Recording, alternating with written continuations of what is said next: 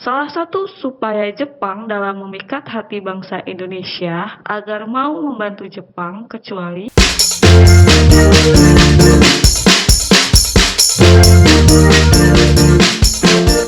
Yo yo yo, balik lagi nih di channel Lanjut Kemana. Kali ini channel Lanjut Kemana akan membahas soal tes wawasan kebangsaan. Langsung ke nomor 1.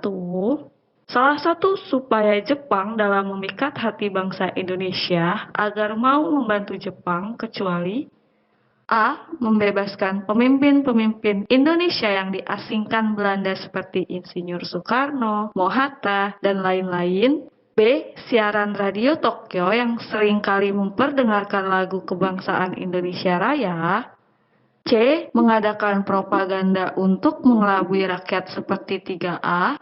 D. Membebaskan pekerja paksa Romusa. Atau E. Pelanggaran penggunaan bahasa Belanda dan boleh menggunakan bahasa Indonesia. Jawabannya yang D. Membebaskan pekerja paksa Romusa. Kenapa? Yuk kita lihat pembahasannya. Wawasan Nusantara sebagai cara pandang tentang Indonesia yang beragam dengan orientasi mempertahankan kesatuan untuk tujuan nasional. Setelah membaca definisinya, kita mengetahui dengan seksama bahwa Indonesia tidak berwajah tunggal. Indonesia adalah keberagaman dari banyak aspek. Namun demikian, keberagaman tersebut saling menyatu menjadi satu bangsa Indonesia. Persatuan dan kesatuan diciptakan dalam rangka mencapai tujuan nasional. Apa tujuan nasional yang dimaksud? Untuk menjawab pertanyaan ini, kita harus mempelajari pemikiran para pendiri bangsa. Mengapa Indonesia harus berdiri sendiri sebagai bangsa yang merdeka? Bung Karno pernah mengatakan dalam autobiografinya bahwa bangsa Indonesia didirikan untuk mengabdi kepada Tuhan Yang Maha Esa. Sila Pamungkas Pancasila mengatakan Indonesia berdiri dengan visi menciptakan keadilan sosial bagi seluruh rakyat Indonesia. Dari soal nomor 1 kita dapat menyimpulkan bahwa poin A, B, C, dan E itu sesuai dengan visi Jepang untuk memikat hati bangsa Indonesia, kecuali D. Selanjutnya nomor 2. Berdasarkan pasal 24C ayat 1 UUD 1945 yang ditegaskan kembali dalam pasal 10 ayat 1 huruf A sampai D UU nomor 24 tahun 2003 kewenangan MK kecuali A. Menetapkan peraturan pemerintah pengganti undang-undang dalam kegentingan yang memaksa. B. Memutuskan sengketa kewenangan lembaga negara yang kewenangannya diberikan oleh UUD 1945. C. Memutuskan perselisihan tentang hasil pemilu. D. Memutuskan pembubaran partai. Atau E. Menguji undang-undang terhadap UUD Negara Republik Indonesia tahun 1945. Jawabannya adalah A. Menetapkan peraturan pemerintah pengganti undang-undang dalam kegentingan yang memaksa. Kenapa? Ini dia pembahasannya. Berdasarkan pasal 24C ayat 1 Undang-Undang Dasar 1945, kewenangan MK adalah 1. Memutuskan sengketa kewenangan lembaga negara yang kewenangannya diberikan oleh UUD 1945. Yang kedua, memutuskan perselisihan tentang hasil pemilu. Yang ketiga, memutuskan pembubaran partai politik. Yang keempat, menguji undang-undang terhadap Undang-Undang Negara Republik Indonesia tahun 1945. Dari pembahasan tersebut, kita mengetahui bahwa kewenangan MK ada di poin B, C, D, dan E kecuali A. Selanjutnya nomor 3. Berikut ini merupakan ciri dari sistem pemerintahan parlementer kecuali A. Kepala negara raja, ratu, atau presiden, namun tidak bertanggung jawab atas segala kebijakan yang diambil oleh kabinet. B. Kekuasaan tertinggi di tangan rakyat. C. Parlemen mempunyai kekuasaan sebagai badan perwakilan dan lembaga legislatif. D. Dalam sistem banyak partai, formatur kabinet harus membentuk kabinet secara koalisi karena kabinet harus mendapat dukungan kepercayaan dari parlemen. Atau E. Eksekutif atau kabinet bertanggung jawab kepada legislatif. Jika parlemen mengeluarkan mosi tidak percaya kepada menteri, maka kabinet harus mengembalikan mandat kepada kepala negara. Jawabannya B. Kekuasaan tertinggi di tangan rakyat. Kenapa? Ini dia pembahasannya. Ciri-ciri sistem pemerintahan parlementer yaitu 1. Kepala negara bisa raja atau ratu atau presiden, namun tidak bertanggung jawab atas kebijakan yang diambil oleh kabinet. Yang kedua, parlemen mempunyai kekuasaan sebagai badan perwakilan dan lembaga legislatif. Yang ketiga, dalam sistem banyak partai, formatur kabinet harus membentuk kabinet secara koalisi karena kabinet harus mendapat dukungan kepercayaan dari parlemen. Nah, yang terakhir, eksekutif atau kabinet bertanggung jawab kepada legislatif. Jika parlemen mengeluarkan mosi tidak percaya kepada menteri, maka kabinet harus mengembangkan mandat kepada yang terakhir, eksekutif kabinet bertanggung jawab kepada legislatif. Jika parlemen mengeluarkan mosi tidak percaya kepada menteri, maka kabinet harus mengembalikan mandat kepada kepala negara. Dari pembahasan berikut, kita tahu ciri-ciri sistem pemerintahan parlementer, kecuali poin yang B, kekuasaan tertinggi di tangan rakyat. Selanjutnya, nomor 4, pada tanggal 22 Juni 1945, Panitia 9 mengadakan rapat dengan tokoh-tokoh BPUPKI yang menghasilkan Piagam Jakarta. Rumusan dasar negara yang termuat dalam Piagam Jakarta adalah sebagai berikut kecuali A. Ketuhanan dengan kewajiban menjalankan syariat Islam bagi pemeluk-pemeluknya. B. Kemanusiaan yang adil dan beradab. C. Mufakat atau demokrasi. D. Kerakyatan yang dipimpin oleh hikmat kebijaksanaan dalam permusyawaratan perwakilan. E. Keadilan sosial bagi seluruh rakyat Indonesia. Jawabannya adalah C. Mufakat atau demokrasi. Ini dia pembahasannya.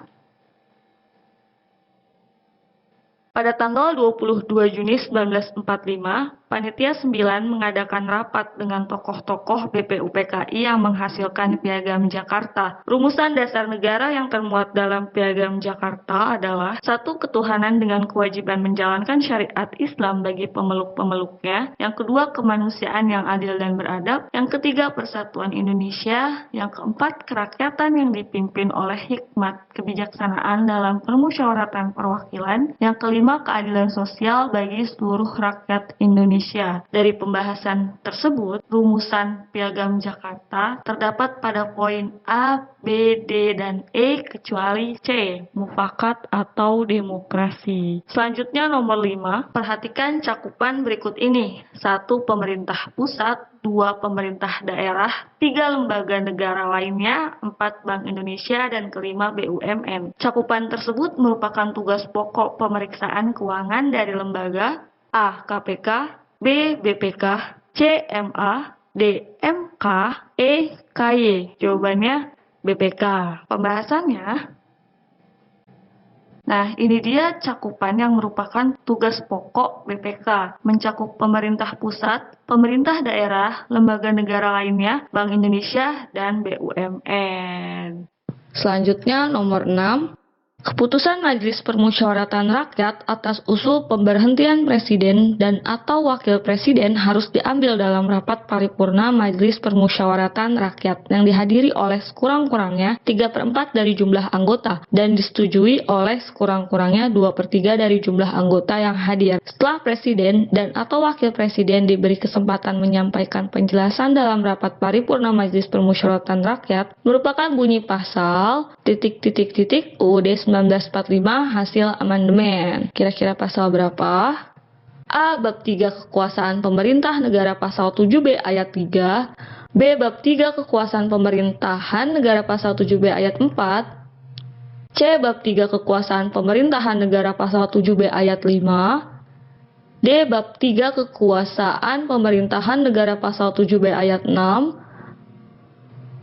E. Bab 3 Kekuasaan Pemerintahan Negara pasal 7B ayat 7.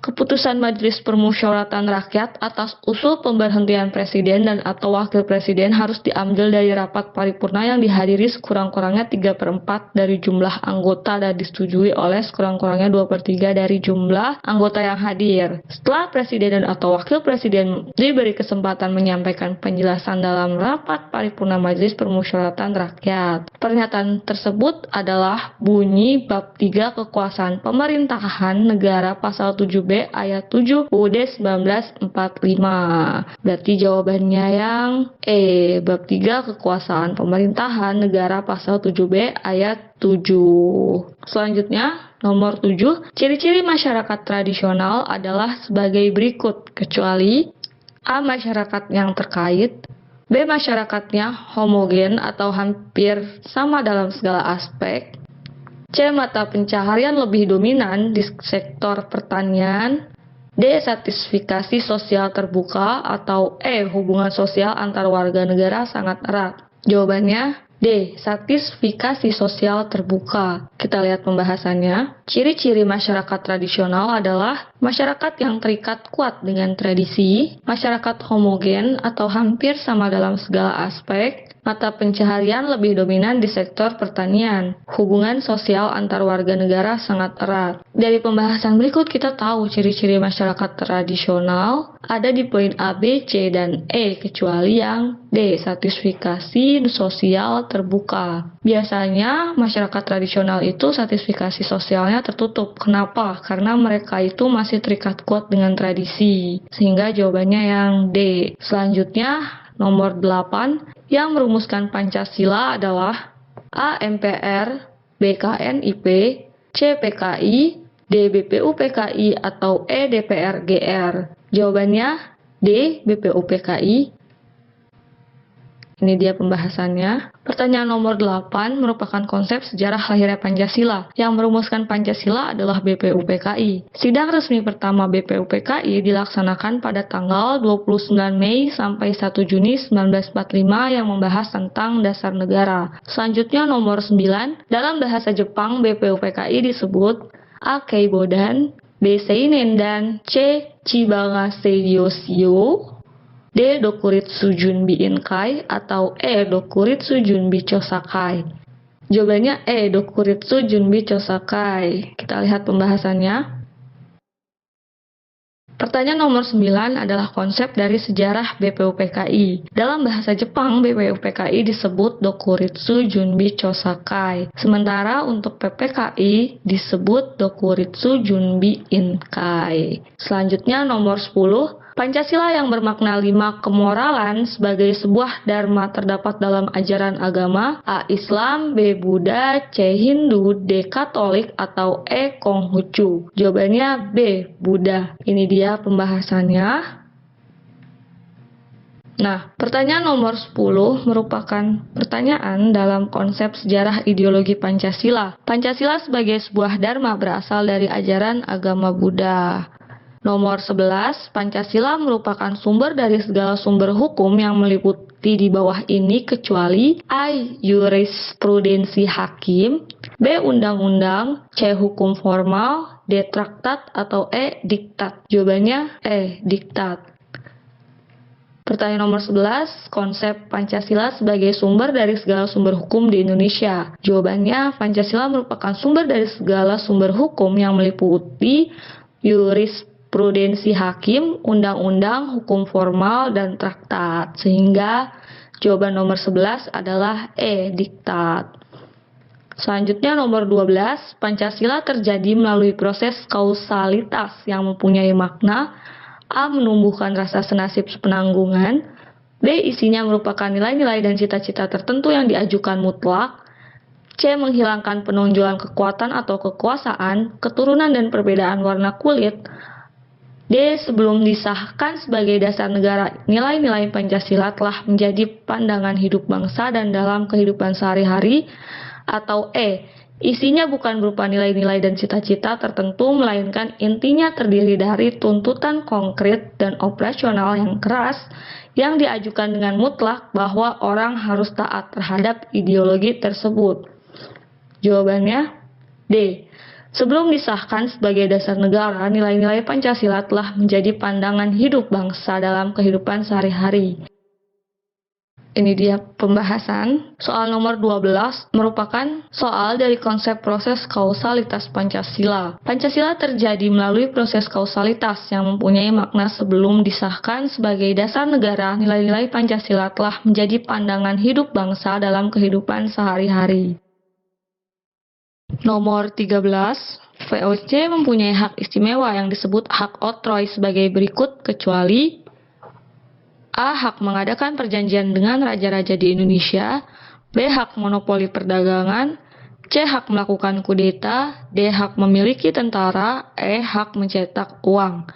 Jawabannya C. Hak melakukan kudeta. Pembahasannya, nomor 13 merupakan pertanyaan dari konsep pendudukan Belanda. Untuk mendapatkan keluasan berdagang di Indonesia, VOC mempunyai hak oktroy, yaitu 1.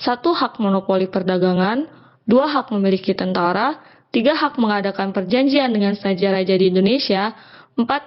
Hak mencetak uang, 5. Hak untuk mengumumkan perang, dan 6. Hak mendirikan benteng.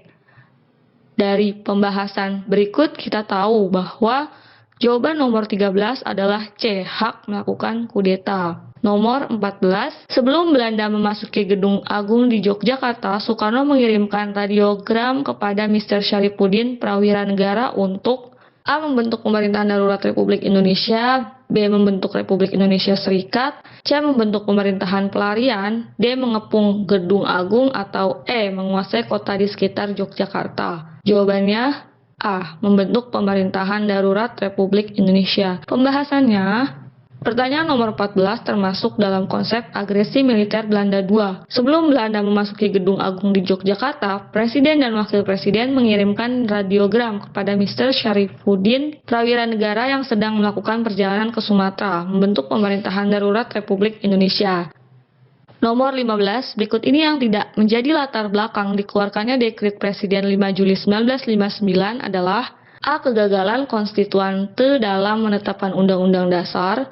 B. Terjadinya sejumlah pemberontakan di dalam negeri.